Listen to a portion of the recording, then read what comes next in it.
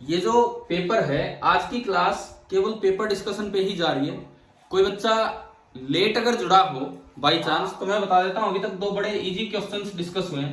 पहला, इंडिया में AC that is 220 volt 50 hertz, and दूसरा ईएमआई होता क्या है। तो ईएमआई हमने बताया कि मैग्नेटिक फ्लक्स में चेंज से ईएमएफ जनरेट होता है।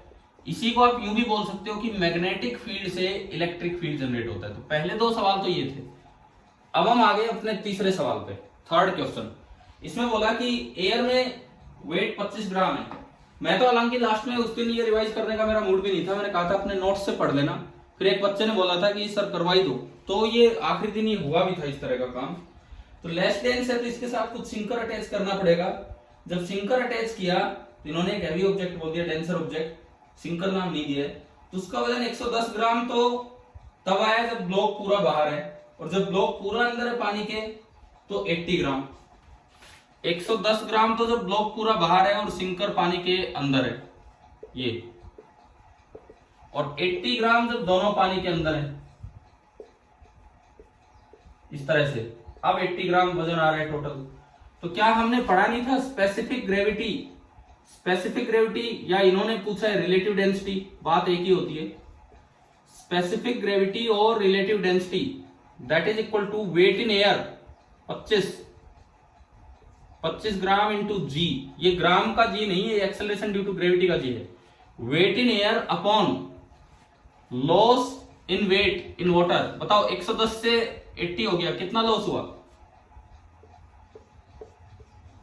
30 जी का लॉस हुआ। जी से जी कैंसिल, तो ये आ गया 5/6। कितने बच्चे ये सवाल सही करके आ पाए? ये वाला क्वेश्चन किसी का सही हुआ? ये वाला क्वेश्चन बताएं। Yes sir. ये ध्यान था ये फॉर्मूला किस तरह से लगाना था स्पेसिफिक ग्रेविटी निकालने का? ठीक है, चलो आगे। ये आर्किमिडीज मेथड है जिस तरह से उसने बताया था स्पेसिफिक ग्रेविटी निकालने का। ये हमारा हो गया question number third. Fourth, Pascal's law of hydrostatic. इसमें स्टेटमेंट पूछिए, क्या बताता है पास्कल्स लॉ? क्या कंफाइंड लिक्विड में हर जगह प्रेशर सेम होगा ये बताता है, या प्रेशर जो आप एक्सर्ट करोगे हर जगह सेम ट्रांसमिट होगा? कौन सा है पास्कल्स लॉ? ट्रांसमिट होगा, वो पास्कल्स लॉ है। तो ये इसमें पहली दो स्टेटमेंट ही कंफ्यूजिंग थी, अगले दो में तो पास्कल्स लॉ का कोई मतलब ही नहीं था। पहली दो स्टेटमेंट कंफ्यूजिंग थी, और वो शायद हम क्लियर कर चुके थे कि प्रेशर सेम नहीं होता, प्रेशर एक्सर्ट जो करते हो वो हर जगह सेम होता है। तो ये भी देखो, पहले दो सवाल आपके इजी थे। थर्ड एक अच्छी कैटेगरी में था। तीसरा क्वेश्चन, फोर्थ अगेन एक easy question, direct statement type है, इस तरह का है। आपके एनटीएससी में आते भी वही स्टेटमेंट टाइप हो, कॉन्सेप्चुअल क्वेश्चंस। अब हम चलते हैं क्वेश्चन नंबर 5 पे, मैच द कॉलम। ये किसी बच्चे का सही हुआ? Yes sir. तो इसमें ऑप्शन तो एक भी सही नहीं है। यस सर, गलती है। नहीं, आपका आंसर क्या दिया की में? डी ज्यादा सही लगा तो उस पे लगा दिया। अच्छा ठीक है। उस डी में एक मिस्टेक है छोटी सी, वो जो लास्ट में मोटर है ना, मोटर, वो या तो वही हो सकता है, मे भी हो सकता है टाइपिंग मिस्टेक होगी हो, मे भी, अब क्या पता पेपर जहां से भी बन के आया हो, मे भी हो सकता है टाइपिंग मिस्टेक होगी हो। और फिर कोई प्रूफ चेक दोबारा होता है, वो जैसे मैं तो करता नहीं हूं आपका paper proof check, proof read दोबारा, तो जहां भी होगा वो गलती नहीं पकड़ में आई होगी। बट उन चारों में बेस्ट ऑप्शन कौन सा है सबसे सही? डी है सर। हाँ, उस डी में केवल एक मिस्टेक है, आखिर में जाके मोटर में उन्होंने लिख रखा है कि ये इलेक्ट्रिकल, मैकेनिकल को इलेक्ट्रिकल में कन्वर्ट करती है, जबकि आना चाहिए था इलेक्ट्रिकल को मैकेनिकल। तो क्या ज्यादातर बच्चे डी लगा के आए हैं? डी? Yes sir. तो ठीक है, जब की में डी भी दे रखा है तो आप इसे ही अपना सही मान के चले। मोस्ट अप्रोप्रिएट ऑप्शन डी ही था। अगर नो सर, बी करके आए थे। अब बी में ऑप्शन में क्या क्या क्या, बस एक ही गलती है क्या उसमें भी? बी में मोटर, दोबारा बता दो। अरे देखो सुनो, अब क्वेश्चन देख लो, एक नन नहीं है बस। एक बार सुन लो तो ठीक है। हो सकता है फिर तो ये कंफ्यूजिंग सवाल है, ये कोई मिस्टेक होगी वहां पे।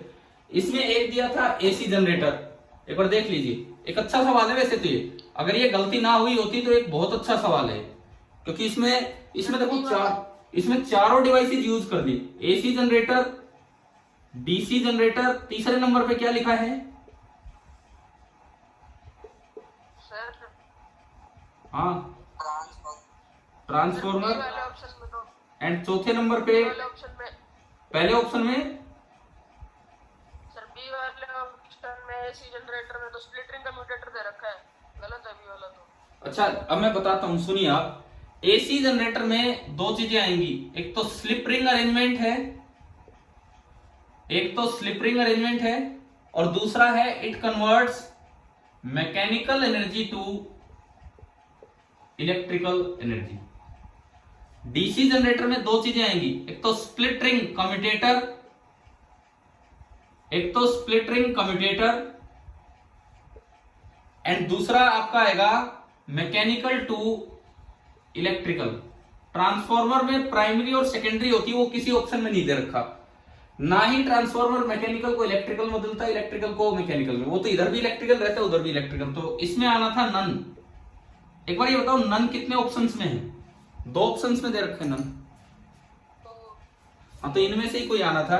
डीसी मोटर में, डीसी मोटर जब हमने पढ़ी थी कभी पिछले टेस्ट के टाइम, तो उसमें आपने पढ़ा था कि स्प्लिट रिंग, डीसी जाएगा वहां स्प्लिट रिंग अरेंजमेंट रहेगा, स्प्लिट रिंग कम्यूटेटर वहां पे होगा, एंड साथ में आना था कि it converts electrical to mechanical. यहां पे थोड़ी सी गलती है, बट भाई एक बात सुनो, गलती हो सकता है एनटीएससी पेपर में भी आ जाए, क्योंकि ये तो ह्यूमन एरर है, ह्यूमन एरर है, कहीं भी गलती हो सकती है इस तरह का। तो आपको जो मोस्ट सुटेबल लगे ना वो टिक करके आना चाहिए। कई बार ऐसा हो जाता है कि जरा सी गलती से क्वेश्चन रिजेक्ट नहीं करते हैं, उनमें लगता है जो बेस्ट पॉसिबल आंसर था वो देना चाहिए। अब कुछ बच्चे बी कह रहे हैं, क्या बी में, सर बी वाला तो सर बी में तो स्प्लिट रिंग कम्यूटेटर दे रखा है, वो तो वैसे ही गलत है। एसी में, हाँ, तो बस तो फिर तो वो हो ही नहीं सकता भाई, जो बी बोल रहे हैं वो तो ध्यान देना चाहिए उन्हें। चलो कोई बात नहीं यार, वो स्कूल देखेगा क्या करना है क्या नहीं। इस क्वेश्चन में आप बस ये करेक्शन मान के चलें कि डीसी मोटर में ये आखिरी ऑप्शन थोड़ा ठीक लिखना था। चलो ठीक है, आगे बढ़ते हैं। ये आपका कौन सा क्वेश्चन हो गया? फिफ्थ हो गया। Question number 6, moving road. Moving road type question हमने ये वाला यहां तक नहीं पहुंचे थे, लेकिन आपके टेस्ट में एक बार मैंने पूछा था जिसमें फ्लेमिंग रूल से बताया था कि डायरेक्शन कैसे निकलती है। Yes sir. देखो एग्जैक्ट ये क्वेश्चन नहीं था, बल्कि इस पेपर में जो क्वेश्चन पूछा है डायग्राम तो वैसा ही है, लेकिन इन्होंने थोड़ा और आगे पहुंचा दिया। इन्होंने ये मूविंग रोड ली, इस पे क्वेश्चन में आपके लिखा हुआ है कि इसकी कोई रेजिस्टेंस है नहीं, अंदर की तरफ फील्ड है और आप इसको इधर की तरफ चला रहे हैं, अंदर की तरफ फील्ड है और आप इसको इधर की तरफ चला रहे हैं विद स्पीड v, लेंथ है l। मैंने जिस दिन ये सवाल पूछा था मैंने केवल डायरेक्शन पूछी थी, Fleming right hand rule, B अंदर, अंगूठा मोशन की तरफ, तो दूसरी उंगली ऊपर की तरफ जा रही है, इट मींस ये करंट ऐसे होगा। अब कितना होगा इन्होंने ये पूछ लिया, तो सबसे पहली बात तो इसमें ईएमएफ इंड्यूस दिखा दो। इस ब्रांच में जो ईएमएफ इंड्यूस होगा, आपको याद है हमने फॉर्मूला पढ़ रखा है बीएलबी। हाँ भाई बताओ, बीएलबी याद है? Yes sir. और जिस तरह से करंट जा रहा है वो बीएलबी ऐसे इंड्यूस होगा, ये पॉजिटिव ये नेगेटिव, इस तरह से बीएलबी इंड्यूस होगा, बीएलबी। अब ये दोनों सीरीज में है कि पैरेलल में? बताओ। पैरेलल, क्योंकि एक बार पॉइंट्स के नाम बोलना, ये सी पॉइंट है, सी दिया कि एफ दिया है? चलो जो भी था, एक सी था एक एफ था, जो भी तो पॉइंट थे। ये अगर ए है तो ये सारे सेम हो गए ए, ये अगर बी है तो ये भी सारा सेम हो गया बी, यानी कि यही बैटरी इसके पास, यही बैटरी उसके पास, तो जो इक्विवेलेंट सर्किट बनेगा, इक्विवेलेंट सर्किट वो ये बनेगा इस तरह का, R1 R2 E। अब R1 और R2 को पैरेलल में शायद 6 और 3 दे रखे हैं, वहां पे 6 और 3 का 2 हो जाएगा और देन आप करंट निकाल दोगे। तो बताओ ये क्वेश्चन कितने बच्चों ने सही किया? डायरेक्शन भी मैग्नीट्यूड भी। क्या ये दिमाग में आ गया था कि ये पैरेलल में लेने हैं? Yes sir. बस तो जो जो ये सोच लेगा कि ये पैरेलल में है इतना कर लेगा, क्योंकि इतना तो हमने करंट की डायरेक्शन तक तो किया हुआ था, मैग्नीट्यूड बीएलवी का आपको फॉर्मूला पता हुआ था, लेकिन बस ये और देखना था कि ये सर्किट कैसे बनेगा। चलो ये आपका हो गया क्वेश्चन नंबर 6।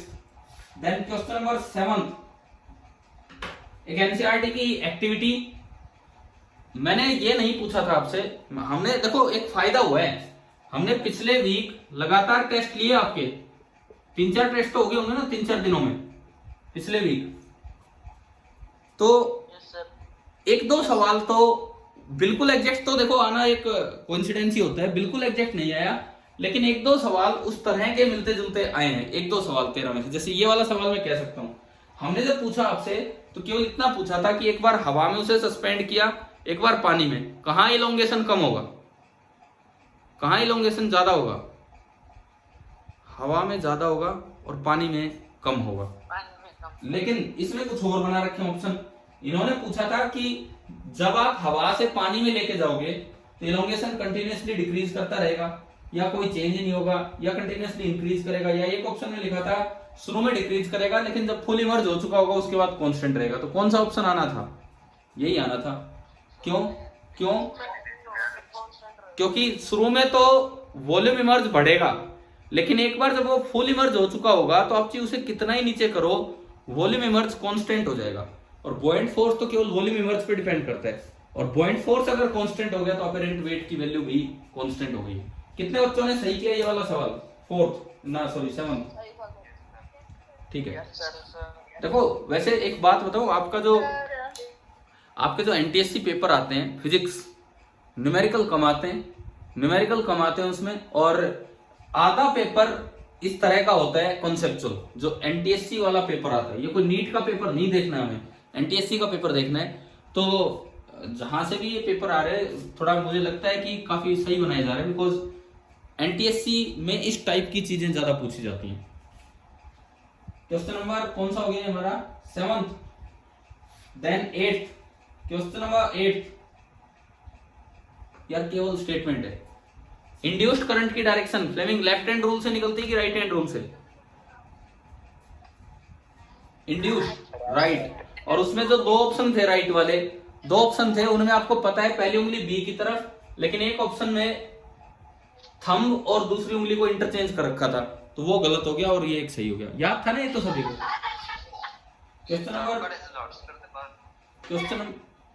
क्वेश्चन नंबर 8 जो है एक इजी कैटेगरी का ये क्वेश्चन था, पेपर आसान था, इतना मुश्किल पेपर नहीं है।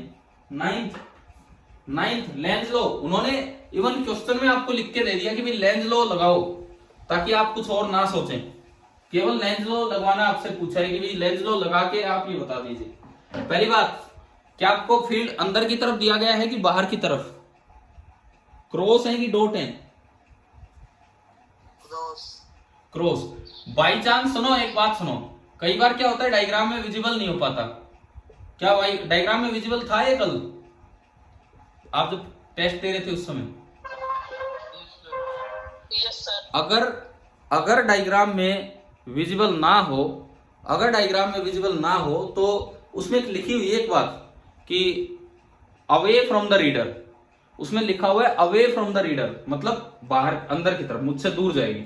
अगर लिखा हो टुवार्ड्स द रीडर, मतलब बजाय की डायग्राम देने के, तो टुवार्ड्स द रीडर का तो मतलब है डॉट होगा, and away from the reader का मतलब है क्रॉस होगा। ये बात आ गई समझ में? ठीक है।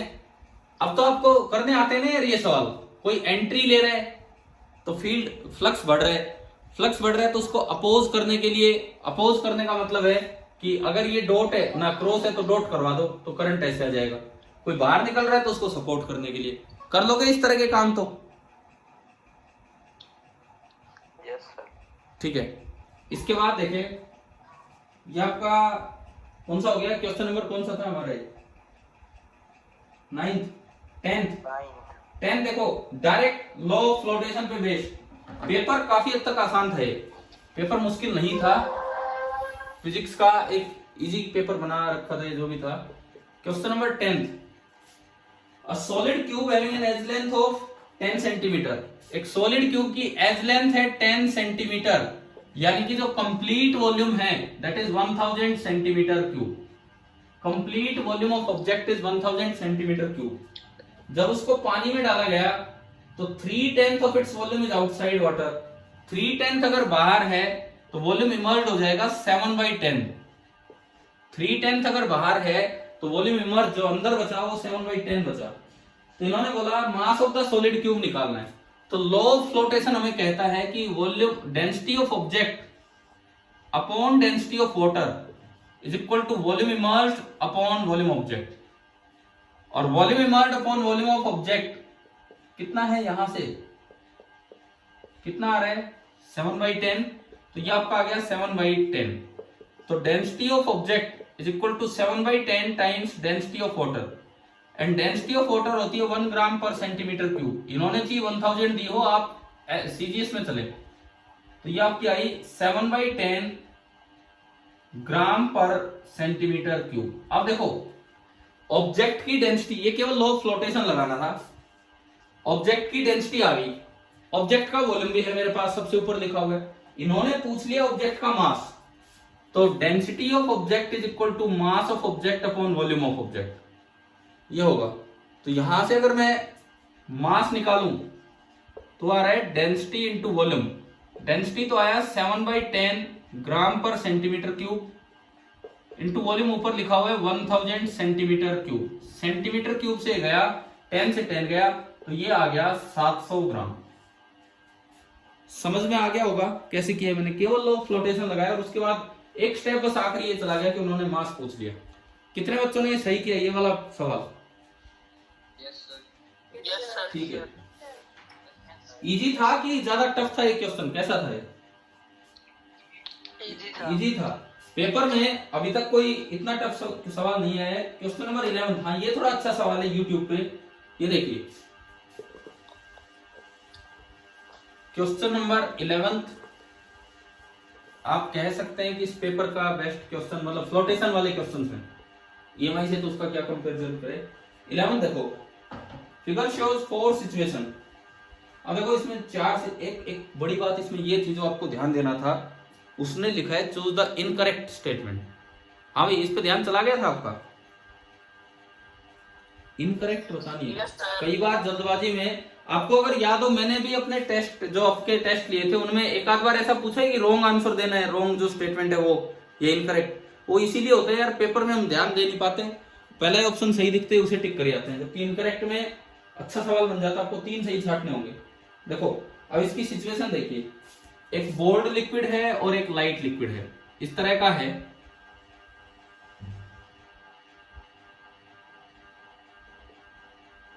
ये है इस तरह से है, तो इसमें कुछ लिक्विड ऊपर है कुछ नीचे, ये कुछ लेवल्स बना रखे। मैं एक एक करके बता देता हूं।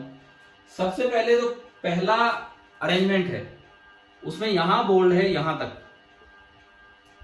और इसके नीचे लाइट लिक्विड है थोड़ा यहां तक, ये दिया है। अब सिचुएशन 1 के बारे में कहता है कि density of bold liquid is less than the density of light liquid. मैं इसको रो 1 बोलता हूं और इसको रो 2 बोलता हूं। पहली स्टेटमेंट कहती है कि रो 1 इज लेस देन रो 2।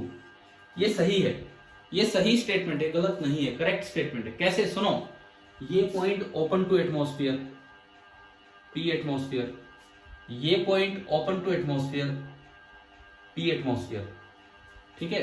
अब देखो ये हाइट h1 है और ये हाइट h2 है। मैंने आपको एक चीज सिखाई थी यूट्यूब में कि दोनों साइड कॉमन लिक्विड कौन सा है, इसमें बताओ बोल्ड वाला लिक्विड है कि लाइट वाला कॉमन है? लाइट। तो जहां उसका लेवल सेम दिखे, पहली बार जहां उसका लेवल सेम दिखे वहां प्रेशर लिख के इक्वेट किया करो। बताओ ये अपनी क्लासेज में पढ़ा था कि नहीं हमने इस तरह से, ठीक है। तो यहां प्रेशर लिखोगे P एटमॉस्फेयर प्लस ρ1 GH1, और यहां लिखोगे P एटमॉस्फेयर प्लस ρ2 GH2। आपने क्या किया, इन दोनों को इक्वेट किया, सेम लेवल सेम लिक्विड, तो प्रेशर इक्वेट कर सकते हो। P ATM से P ATM गया, G से G भी गया, और इक्वेशन बची ρ1 into H1 is equal to ρ2 into H2। Product same है, प्रोडक्ट अगर सेम है तो एक चीज बड़ी होगी तो दूसरी छोटी होगी, तभी तो प्रोडक्ट सेम होगा।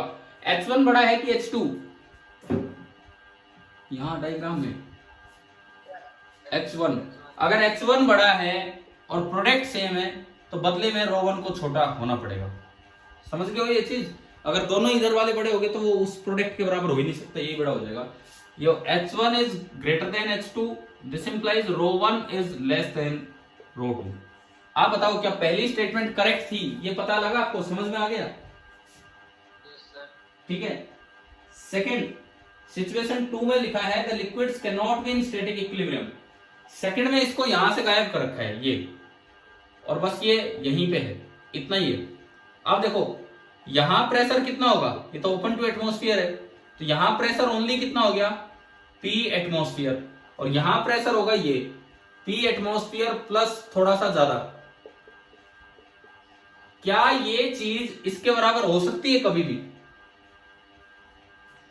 इस डायग्राम में बिल्कुल पॉसिबल नहीं, क्योंकि H1 ज्यादा, H1 और ये कुछ तो वैल्यू होगी, तो ये चीज इसके बराबर नहीं हो सकती है। इसका मतलब सेकंड भी इक्विलिब्रियम में नहीं था। कई बार क्या होता है, ये सवाल करते करते हम ये भूल जाते हैं कि इनकरेक्ट देखना है, यूं दिमाग में आता है हाँ यार ये ठीक है, ये हो गया।